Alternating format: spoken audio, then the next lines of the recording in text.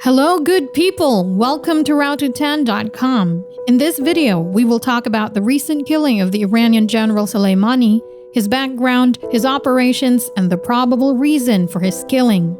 Top Iranian military commander General Qassem Soleimani was killed by a U.S. military strike at Baghdad airport early in the morning of 3rd January 2020.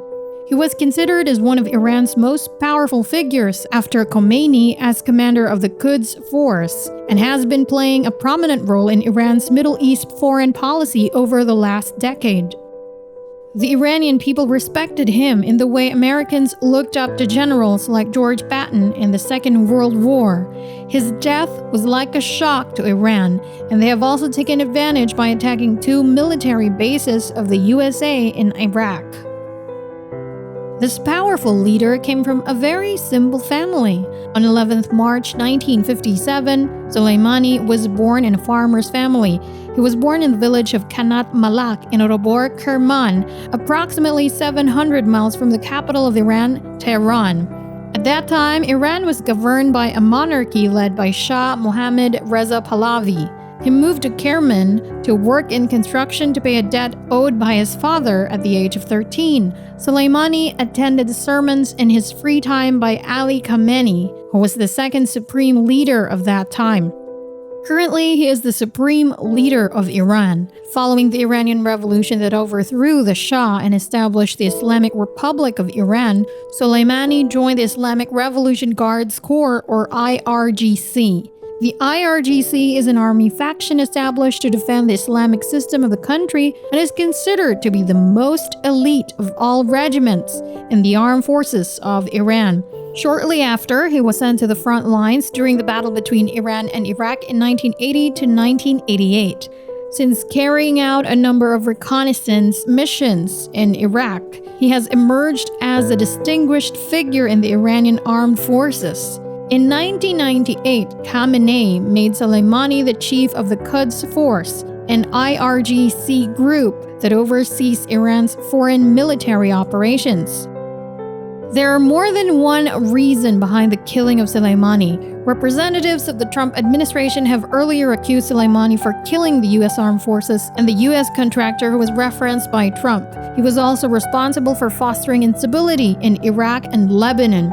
In 2007, the Quds Force was declared as a terrorist organization, as the Quds Force's main motto was to fight against the enemy of Islam, especially America, and they also played an important role in controlling the political matters of the Middle East. America wanted to take control of the Middle East, but as long as Soleimani was there, it was not possible. Shia Muslims rule the society and political climate in Iran, and during this time, Soleimani attempted to promote Shia interests in Iraq. According to Sky News, in 2007, the Quds group was accused of providing explosive devices to Iraqi forces that were used against American soldiers. Again, in 2011, Soleimani sent militias into Syria to support President Bashar Assad as the civil war broke out.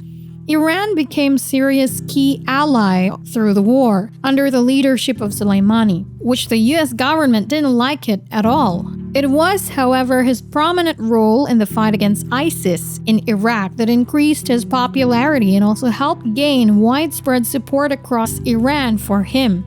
In 2015, he was the leader of the successful operation that took back ISIS control of the Iraqi city of Tikrit.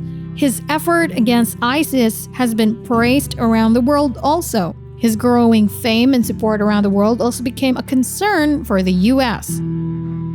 Lastly, Trump said that Soleimani planned to blow up American embassy in Iraq, and that's why he ordered to kill Soleimani, though he cannot prove it yet. Rumors about his death circulated several times before, including when a military aircraft crashed in northwestern Iran in 2006. And Assad's top supporters were killed in 2012 after a bombing in Damascus. Finally, on 3rd January 2020, he was killed by an airstrike in an Iraqi airbase by the US militaries. This activity shook the whole world and almost started another world war. Though the situation has cooled down a bit, the probability is still high. In our next video, we will discuss the aftermath of the attack. Stay with us. What do you think about this action of Donald Trump? Do you support this? Feel free to comment below.